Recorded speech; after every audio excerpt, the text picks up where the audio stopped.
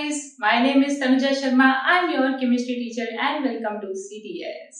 आज हम करने वाले हैं इक्विवेलेंट कॉन्सेप्ट से क्वेश्चंस और लॉ ऑफ इक्विवेलेंस को समझेंगे और उसको कैसे कैसे हम यूज करते हैं क्वेश्चंस के अंदर। आज वो हम सीखने वाले हैं अपने इस लेक्चर में।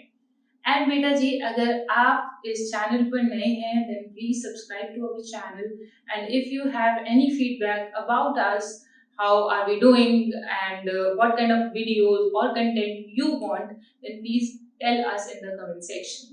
चलिए बेटा शुरू करते हैं। हमने ये क्वेश्चंस करने हैं, लेकिन क्वेश्चंस करने से पहले हम क्या सीखने वाले हैं? Yes, law of equivalence.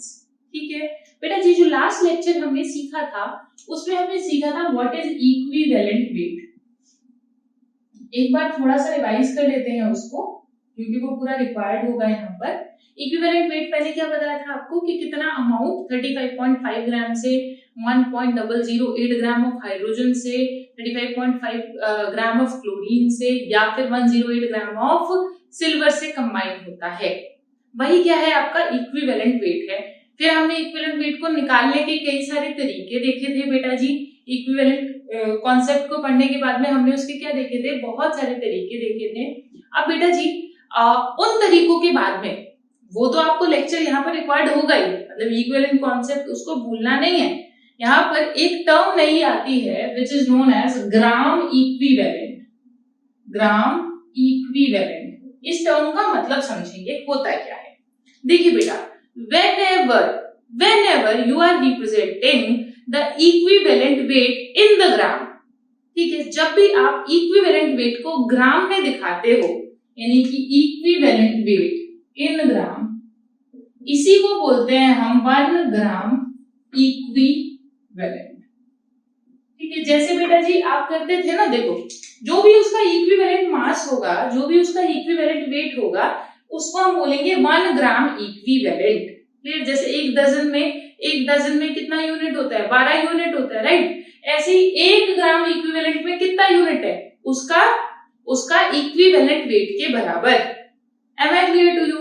जैसे मान लीजिए मैंने कहा कि mg है, mg+2, हमें पता है कि इसका इक्विवेलेंट वेट क्या होता है? 12 ग्राम होता है। ठीक है, 24/2 12 ग्राम होता है। तो इस 12 ग्राम को मैं क्या बोल सकती हूँ? मैं बोल सकती हूँ ये क्या है? 1 ग्राम इक्विवेलेंट है। Am I clear to you? ठीक है, डन। चलिए अब देखो 1 ग्राम इक्विवेलेंट, जैसे एक डजन में 12 चीजें, ऐसे 1 ग्राम इक्विवेलेंट में उसके इक्विवेलेंट वेट के बराबर। कंफ्यूज नहीं होना है, टर्म कुछ नहीं है, कुछ अलग नहीं है, बस यहाँ पर क्या कर रहे हैं हम, इक्विवेलेंट वेट को we are representing in the grams. Okay बच्चा, ठीक है, तो वो क्या हो गया? 1 ग्राम इक्विवेलेंट। ओके, अब देखो अगर मैं यूनिटरी मेथड लगाऊं तो ई ग्राम बराबर इतना है, तो 1 ग्राम बराबर कितना होगा? यस, 1/e ग्राम इक्विवेलेंट के होगा कि नहीं होगा? बिल्कुल बढ़िया। अगर मान लीजिए अब मैं कहूं W ग्राम, तो W ग्राम किसके बराबर होगा? W ग्राम बराबर होगा W/E ग्राम इक्विवेलेंट के। कोई दिक्कत, कोई परेशानी नहीं, यानी कि W ग्राम बराबर कितना हो गया? W/E ग्राम इक्विवेलेंट के हो गया। Done done done done done done. अच्छा देखो बच्चा, अगर इसको मैं और खोलकर लिखना चाहूँ, यहाँ तक तो हो गया है, अगर मैं इसको और खोलकर लिखना चाहूँ तो क्या मैं ये लिख सकती हूँ? ये तो हो गया गिवन मास डिवाइडेड बाय, ये हो गया इक्विवेलेंट मास या वेट। तो हम इसको लिख दें, आपको अगर याद आ रहा होगा तो मॉलिक्यूलर मास डिवाइडेड बाय उसकी वैलेंसी करते थे, याद आ रहा है कुछ? वैलेंसी करते थे, या displaced H+ ions OH ions करते थे, या फिर टोटल चार्ज करते थे, या फिर बिल्कुल समराइज करके क्या बोल दूं, n फैक्टर करते थे। यानी कि यहाँ पर ये क्या हो गया? ये हो गया इसका मोलर मास या मॉलिक्यूलर मास लिखिए, molecular mass divided by n factor. कोई दिक्कत यहाँ तक नहीं?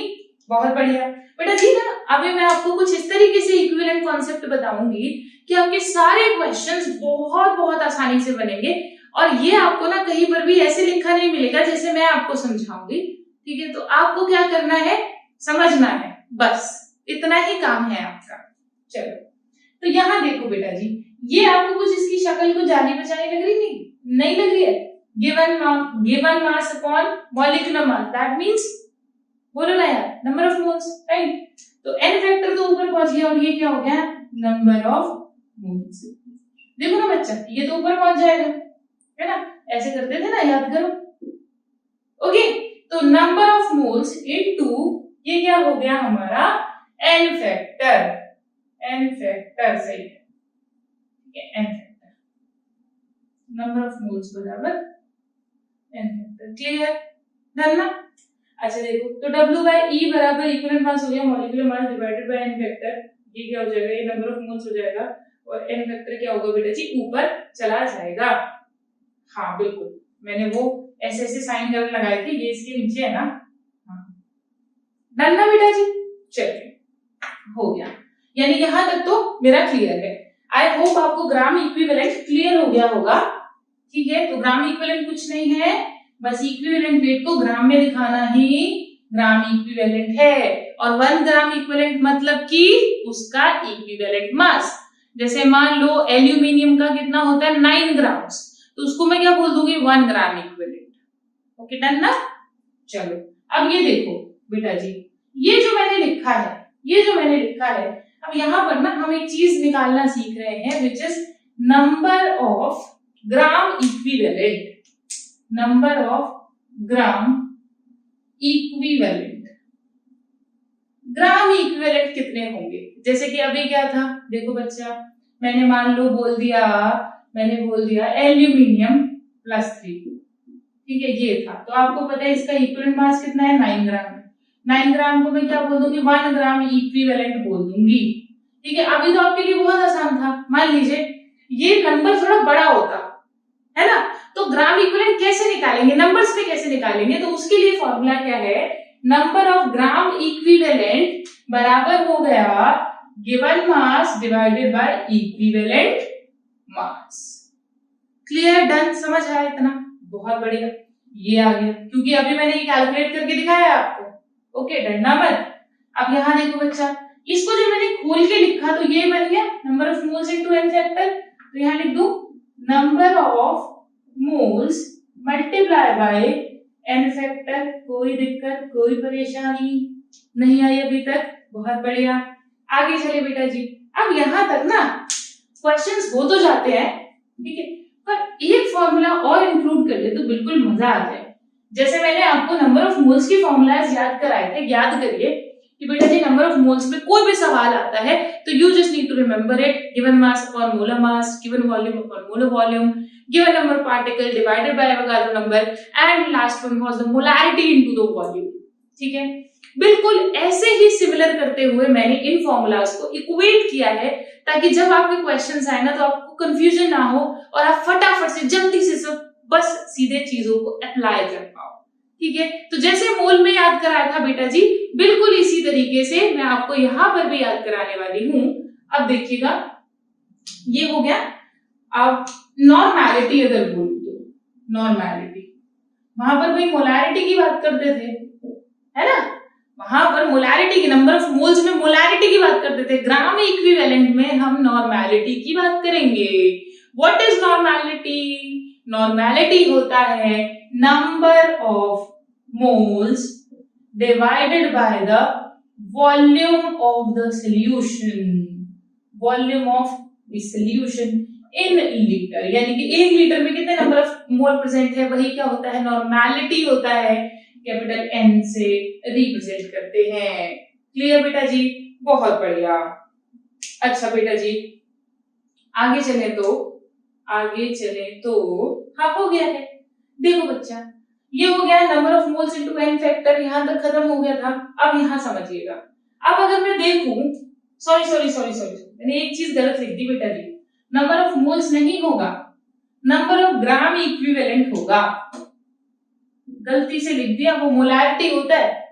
ठीक है, number of moles divided by the volume of solution जो होता है बेटा जी, वो मोलैरिटी होता है, नॉर्मैलिटी नहीं होता है। ठीक है, कुछ भी समझ लो, यहाँ मोलैरिटी लिखना था, वो अगले उसमें लिखना था, तो मिक्स एंड मैच हो गए हैं। तो ध्यान रखिएगा, नॉर्मैलिटी बराबर होता है, मैं लिख देती हूँ, नंबर ऑफ मोल्स और यहां हम कर देंगे बेटा जी मोलारिटी, फॉर्मेलिटी नहीं, मोलारिटी, मोलारिटी। ठीक है, डन। अब बेटा जी ये तो हो गया मोलारिटी। मोलारिटी में नंबर ऑफ मोल्स कैसे निकलते थे, याद है आपको? m into v, यही बताना चाह रही थी मैं, और मैंने गलती से नॉर्मेलिटी लिख दिया। ओके, अब देखना नॉर्मेलिटी बराबर क्या होता है।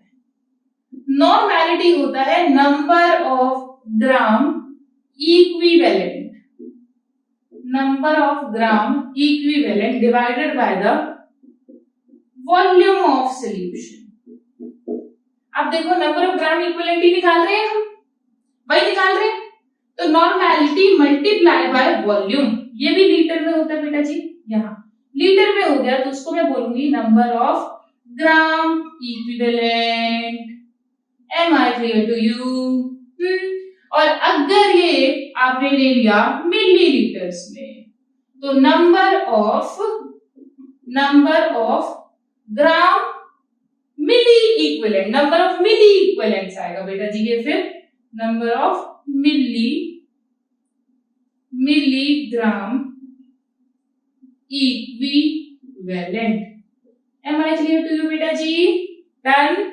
चलो फॉर्मूलाज मैंने सबको बता दिया आपको कि ये फॉर्मूला कहां से आया, पहले इसका डेरिवेशन किया हमने, फिर इसका किया बेटा जी, इससे आया, और अब नॉर्मेलिटी से हमारे पास एक फॉर्मूला तैयार होने वाला है नंबर ऑफ ग्राम इक्विवेलेंट का। वो क्या है, आप इसको यहां ले जाइए, यानी कि for the sake of the simplicity और क्वेश्चंस को आसान बनाते हुए मैं यहां पर लिख सकती हूँ नॉर्मेलिटी इनटू वॉल्यूम। डन। मैंने मोलारिटी में भी 3 को इक्वेट किया था, given mass, molar mass, given volume, clear है। लास्ट में क्या था, मोलारिटी इनटू वॉल्यूम था, बिल्कुल यहाँ पर नॉर्मेलिटी इनटू वॉल्यूम है। ठीक है, तो जब आप देखो बेटा जी, जब आप लेक्चर्स को ना इन अ सीरीज देखोगे और आप पढ़ोगे, प्रॉपर्ली नोट्स बनाओगे, ठीक है, लेक्चर से पढ़ोगे, तो आपको पता चलेगा कि चीजें जो है वो बहुत आसान है। अगर आप भागोगे कि कभी कुछ यहीं से पढ़ रहे हो, कभी कुछ कहीं से पढ़ रहे हो बेटा जी, तो आपका जो सिलेबस है, जो कंटेंट है, वो कभी आपको पूरा ही नहीं मिलेगा, क्योंकि आपको नहीं पता क्या पूरा है क्या अधूरा है, ये टीचर को ही पता है। ठीक है, I am trying to give you the best. Okay, और इस बेस्ट को देने के लिए बेटा जी हम बहुत मेहनत कर रहे हैं। आपके पास देखिए, हमें ना क्वेश्चंस भी सिलेक्ट करने पड़ते हैं कि क्वेश्चंस को, ऐसे क्वेश्चंस को कराया जाए जिसमें हर एक टाइप बच्चे का पूरा हो सके, उसको इजीली समझ में आ सके। तो still if you have some doubts तो प्लीज टेल अस, ठीक है, और any feedback you have. Clear बच्चा? हाँ, चलो आगे चलते। अब देखना बेटा जी, ये तो मैंने आपको बता दिया नंबर ऑफ इक्विवेलेंट निकालना। आपको मैंने पहले ही बताया है इक्विवेलेंट वेट और equivalent concept is very important, क्योंकि आपको इसमें इक्वेशन को बैलेंस नहीं करना होता है। बैलेंसिंग में जो टाइम जाता है वो वेस्ट नहीं होता। ठीक है, और कई बार ऐसा होता है कि आपको बाई प्रोडक्ट्स नहीं पता होते, आपको पता है इससे ये मिलेगा, लेकिन आपको बाई प्रोडक्ट नहीं पता। अगर बाई प्रोडक्ट पता हो तो आप बैलेंस फिर भी कर लो। ठीक है, तो उस जगह पर इक्विवेलेंट कॉन्सेप्ट बहुत काम में आता है। You don't even need to write the equation, उसकी जरूरत भी नहीं पड़ती है आपको, इक्वेशन को लिखो आप। तो अभी सवाल करेंगे तो आपको खुद क्लियर हो जाएगा। तो देखिए बेटा जी, मैंने आपको सिखा दिया नंबर ऑफ ग्राम इक्विवेलेंट कैसे कैसे निकालते हैं। जैसे मैंने नंबर ऑफ मोल्स में रटाया था, बिल्कुल वैसे ही है। Given mass upon equivalent mass, number of moles multiply n factor and normality into volume. इसको हम लिखा छोड़ देंगे, इसको लिखा रहने देंगे। ये आप ऐसे समझिए, ये एक साथ आपको मिल गया तो ट्रिक है, अदरवाइज अलग अलग तो आपको हर किताब में हर कहीं मिल ही जाएगा। ओके, चलिए अब हम पढ़ने वाले हैं एक नेक्स्ट चीज which is known as law of equivalence. Law of equivalence ये क्या है? बहुत ही आसान सा लॉ है। ये कहता है किसी भी रिएक्शन के अंदर मान लीजिए मैंने ये लिख दिया A B B C C D D, तो जितना इसका ग्राम इक्विवेलेंट रिएक्ट करेगा उतना ही बी का भी रिएक्ट करेगा, उतना ही ए का बनेगा और उतना ही डी का बनेगा।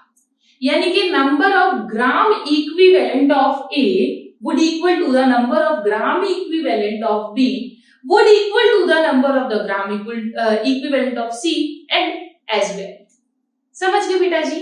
देखो, तो मैं ये लिख सकती हूँ ग्राम इक्विवेलेंट, यहाँ देखो ग्राम इक्विवेलेंट ऑफ ए बराबर ग्राम इक्विवेलेंट ऑफ बी बराबर ग्राम इक्विवेलेंट ऑफ सी बराबर ग्राम इक्विवेलेंट ऑफ डी।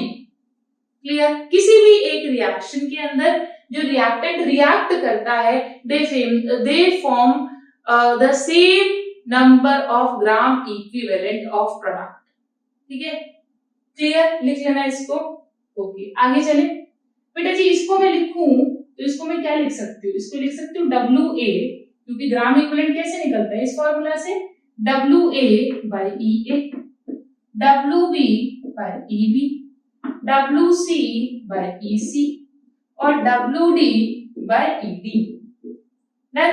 चाहे तो आप ऐसे लिख दीजिए number of moles of A multiply its n factor equal to blah blah blah blah blah. ठीक है, चाहे आप इसको लिख लीजिए n1, देखना समझना बेटा जी, जो n1 v1 equal to n2 v2 आता है वो कहां से आता है? वो यहीं से आता है। देखो ना, समझो एक इक्वेशन आती है, आपने पढ़ी होगी, n1 v1 बराबर n2 v2, नॉर्मेलिटी इक्वेशन बोलते हैं बेटा जी इसको। वो इसी से बोलते हैं बेटा जी कि जो ग्राम इक्विवेलेंट होंगे वो क्या होता है, देखो इसका जितना ग्राम इक्विवेलेंट रिएक्ट करेगा उसका उतना ही बन रहा है, समझ लो। तो इक्विवेलेंट क्या है बेटा जी? बराबर है। इसी वजह से सिर्फ मैं ये लिख सकती हूँ, देखो मैं थर्ड वाला लिख रही हूँ, बीच वाला आप खुद लिख लेना। मैं ये लिख सकती हूँ NaVA बराबर NbVb, NcVc, NdVd। बेटा इससे आसान लैंग्वेज में आप इक्विवेलेंट कॉन्सेप्ट समझ ही नहीं सकते हो, इससे इजी लैंग्वेज कुछ और नहीं हो सकती। And it is very very easy, बहुत आसान है बेटा जी ये कॉन्सेप्ट, मोल से तो बहुत आसान है। ठीक है, तो प्लीज कंसंट्रेट, थोड़ी कोशिश करिए, समझ में आ जाएगा। ओके, चलो आगे चले। डन? ये चीज समझ में आ गई ना? लॉ ऑफ केमिकल इक्विवेलेंस क्या है, लॉ ऑफ इक्विवेलेंस क्या है कि जितना इसका रिएक्ट करेगा, ठीक है, सबके ग्राम इक्विवेलेंट बराबर है। ठीक है, तो NaVA। अब मान लो तुम्हें सवाल में इन दोनों की गिवन है, इन दोनों को इक्वेट करना, तो आप इन दोनों को उठा लो, इन दोनों को करना है तो इन दोनों को उठा लो, ऐसे है तो इसको उठा लो, इसको और इसको उठा लो। मान लो इसका इसका इस तरीके से और इसका नॉर्मेलिटी है तो इन दोनों को कंपेयर कर लो, क्या जाता है? इक्वल टू ही तो है सारा। डन ना? चलिए डन, समझ में आया? बहुत सारे मार्कर्स के हैं आज। चलो अब लगाते हैं इस सब को, इस पूरे कॉन्सेप्ट को जो हमने सीखा है, किस पर? क्वेश्चंस पर। तब आपको समझ में आएगा बेटा जी that why I am saying it again and again that you need to learn this concept। आपको ये कॉन्सेप्ट समझना चाहिए। ओके, आप इस कॉन्सेप्ट को जितना ज्यादा समझोगे उतनी होगी हैरानी। ओके, चलो आते हैं फर्स्ट पर, कर लेते हैं थोड़ी हैरानी। बेटा लेक्चर ही नहीं रिकॉर्ड होते, क्या ही करें हम भी। चलिए हाँ, फर्स्ट पर आगे। Calculate the weight of NaOH required for complete neutralisation of 4.9 gram of H2SO4। देखो मैं ना एक बार इसको पहले मोल से करके दिखाती हूँ, फिर इक्विवेलेंट से करके दिखाती हूँ। दोनों कॉन्सेप्ट से एक क्वेश्चन को करते हैं, पहले मोल से करते हैं। ठीक है, समझिएगा। उसने कहा NaOH और H2SO4, तो NaOH और H2SO4, इसको ना पार्शियली थोड़ा टाइट्रेशन भी समझ सकते हो, एसिड बेस टाइट्रेशन। ओके, इनको मैंने क्या किया, ऐड किया। अब क्या बनेगा आपको भी पता है, NaOH बनेगा और क्या बनेगा बेटा जी, H2O बनेगा। NaOH बनेगा और सॉरी Na2SO4 बनेगा, सॉल्ट बनेगा ना, Na2SO4 और H2O। ठीक है, अब उसने कहा NaOH कितना चाहिए, H2SO4 से रिक्वायर्ड ये करने के लिए, यानी इसका वेट निकालना है और इसका गिवन मास है 4.9 ग्राम। तो मोल से जब भी करते हैं तो मोल से आपको पता है पहला कॉन्सेप्ट, जो पहली चीज आती है वो होती है बैलेंसिंग। तो फटाफट से इसकी बैलेंसिंग कर दें। बैलेंसिंग करेंगे बेटा जी तो यहाँ आ जाएगा 2, यहाँ 2 आ गया। ठीक है, और यहाँ 2 आने के बाद में Na2SO4, ये हो गया बैलेंस, H2 और ये हो गया H2O, हो गया। डन, चलो H2 H3 नहीं हो रहा, ज्यादा H नहीं हो रहे, 2 हो रहे, यहाँ 2 आ जाएगा। ठीक है, डन हो गया बैलेंस से। चलो आगे चलते हैं। अब देखो बेटा जी, इसका कितना गिवन है, इसका गिवन मास है कितना W, तो W मान लेते हैं क्योंकि हमें निकालना है। इसका कितना है 4.9, तो मैं मोल निकाल सकती हूँ इसके कितने मोल है, तो इसका मोल तो निकाल ही सकते हो आप। ठीक है, अदरवाइज आप ये समझो कि इसका 2 मोल इसके 1 मोल से रिएक्ट करता है, ऐसे ही तो करोगे यूनिटरी मेथड से यार। ठीक है, कि इसका 2 मोल 1 मोल से रिएक्ट करता है। अब 1 मोल माने कितना हो गया, इसका 98 ग्राम हो गया। इसका आप कहोगे 1 मोल H2SO4 जो है वो रिएक्ट करता है 2 मोल NaOH से, है ना, यानी कि 98 ग्राम कितने से रिएक्ट कर रहा है, 2 × 40 ग्राम, यानी कि 80 ग्राम NaOH से रिएक्ट कर रहा है। कोई दिक्कत, कोई परेशानी? ठीक है, अब लगा देंगे अपन लोग यूनिटरी मेथड कैसे लगाएंगे भाई, 4.9 से पूछा है, तो 1 ग्राम बराबर कितना हुआ, 1 ग्राम कितने से करेगा, कितने से, और 4.9 ग्राम कितने से करेगा, 80 / 9.8 × 4.9, ओ 98, ओ। ठीक है, अब ये देखना बच्चा, आप ये हटा दो, 0 लगा दो, ये 2 टाइम्स जाएगा, कितना आ गया, 4 ग्राम आ गया आंसर। ओके, ये हमने किया मोल कॉन्सेप्ट से क्वेश्चन। अब इसको समझो बेटा जी, मोल से तो हमने ऐसे किया यूनिटरी से। अब अगर मान लो मुझे मोल से नहीं करना, मुझे इक्विवेलेंट कॉन्सेप्ट से करना है, हटा दो इसको। चलो इक्विवेलेंट कॉन्सेप्ट से कैसे करेंगे, इक्वेशन को मैं मिटा देती हूँ, मुझे जरूरत ही नहीं है इक्वेशन लिखने की। मुझे क्या पता है, मुझे पता है कि मेरा NaOH जो है वो रिएक्ट कर रहा है किसके साथ, H2SO4 के साथ, बस। ठीक है, इसका वेट मुझसे पूछा है, इसका वेट है 4.9 ग्राम। मुझे पता है दोनों जब रिएक्ट करेंगे तो इनके सेम ग्राम इक्विवेलेंट क्या होंगे बच्चा, रिएक्शन देंगे, है ना, सबको पता है ये बात। तो अब तो पूरे जमाने को पता लग गई है, तो W2/E2 कर दूं, कोई दिक्कत नहीं ना। ये है, मैंने इसी फॉर्मूला को क्यों रखा, क्योंकि वेट में गिवन था, ना तो मेरे पास नॉर्मैलिटी ना मोल थे। सवाल की लैंग्वेज को देख के सोच लेते हैं कौन सा लगाना है। ठीक है, देख लो, याद करो, नंबर ऑफ ग्राम इक्विवेलेंट बराबर क्या था, W/E, number of moles into n factor, और क्या था बेटा जी, NV। ओके, चलो यहां आ गया, तो W1 मुझे निकालना है। इक्विवेलेंट वेट कितना होता है, 40/1। ये कितना होगा बेटा जी, W2 4.9 ग्राम, इसका वेट कितना हो गया, 98। इक्विवेलेंट मास निकालना सिखाया था बेटा जी, बाय 2। ठीक है, तो क्या हो गया बच्चा, देखो W1 निकालना है, तो इक्वेशन तो वही आ गई, ये उधर जाएगा 40, 2 पर जाएगा तो ये हो जाएगा 80, और ये हो जाएगा बेटा जी 98, ये हो जाएगा 4.9।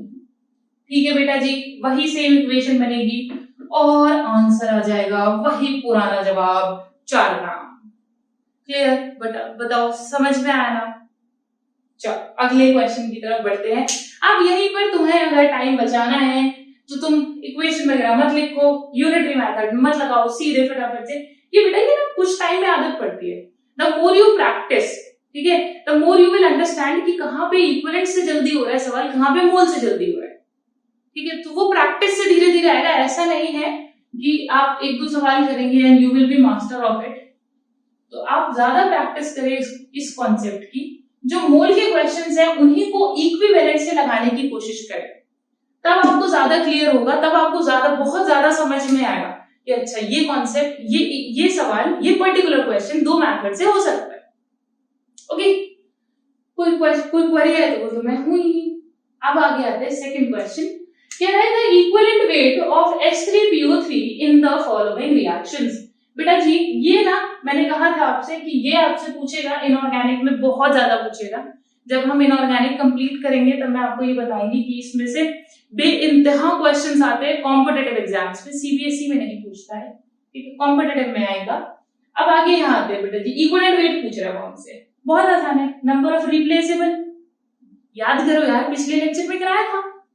तो इसका इक्विवेलेंट मास बराबर क्या होगा, इसका molar mass divided by replaceable. Replaceable कितने रहे हैं बताओ, रिप्लेस कितने हुए हैं? यहाँ दिख रहे हैं, एक तो रिप्लेस हुआ है और यहाँ तो दो तो वैसे के वैसे ही है, एक रिप्लेस हुआ है तो ये हो गया। यहाँ देखो बेटा जी 3 थे, कितना रिप्लेस हो रहा है? 2 रिप्लेस हो रहे हैं तो m बाय कितना हो गया? 2 हो गया। यहाँ देखो कितने रिप्लेस हो रहे हैं? हाइड्रोजन की 3 हाइड्रोजन की जगह 3 सोडियम आ गए, यानी कि m/3 आया हुआ सवाल है बेटा जी, कंपटीशन का आया हुआ क्वेश्चन है। Is that clear to you? समझ में आ गया? बहुत बढ़िया। आगे चलते हैं, थर्ड क्वेश्चन है हमारा, लास्ट क्वेश्चन है बेटा जी। 1 ग्राम of CaCO3 was found to require 50 ml of HCl, यानी CaCO3 है, समझना बेटा जी, और इधर HCl है। मुझे इक्वेशन लिखने की जरूरत नहीं है, वरना CaCl2 बनता बेटा जी, H2CO3 बनेगा, फिर उसको तोड़ेंगे तो H2 और CO2 बनेगा। नहीं, मैं क्यों सिरदर्दी लूं, मुझे नहीं करना है इतना, मुझे नहीं करनी इक्वेशन बैलेंस, मैं इक्विवेलेंट से कर लूंगी यार, ठीक है। अब उसने कहा 1 ग्राम CaCO3 है इसका, इसको चाहिए 50 ml HCl। बेटा जी तुम्हें दिखने का थोड़ा कुछ डिफरेंट नहीं हो गया? अब याद करो formula, number of gram equivalent बराबर weight divided by equivalent weight, number of moles multiply n factor और नॉर्मेलिटी इनटू वॉल्यूम। तो वॉल्यूम तो एक में ही आ रहा है, तो यानी कि यहाँ तो NV वाला फॉर्मूला लगा देंगे। भाई यार सारे इक्वल टू ही तो है, यानी कि फर्स्ट और लास्ट भी तो इक्वली हुए ना, वी कैन इक्वेट देम। तो यहाँ तो NV वाला लगा देंगे और इधर क्या लगाएंगे? इधर लगाएंगे W/E वाला। क्यों लगाएंगे बेटा जी? क्योंकि वेट में बात कर रहा है, बस इतना ही काम था, लगा दिया हमने इक्वल टू, ठीक है। आपकी मर्जी है तो आप यहाँ पूरे को ऐसे डैश करके CaCO3 यहाँ HCl लिख सकते हैं, ठीक है। चलिए लिख ही लेते हैं, ओके, लिख दिया बेटा जी। अब वेट मुझे बता रखा है उसने एक है, इक्विवेलेंट मास कैसे निकालूं यार? और पिछले लेक्चर में क्या पढ़ाया था? इक्विवेलेंट मास ही निकालने से, अब भी मैं निकालूंगी तो शर्म आनी चाहिए तुमको भी और मुझको, दोनों को, है ना? पर मैं नहीं करूंगी शर्म, तुम करो। ये कितना हुआ? कैल्शियम का कितना होता है बेटा जी? हाँ 40, कार्बन का कितना? 12, ऑक्सीजन का कितना? 16 16 16 दूनी 32 16 48, ठीक है। 4 2 10 8 8 8 8 100 100। चार्ज कितना होगा? +2 डिवाइडेड बाय 2 बराबर NV।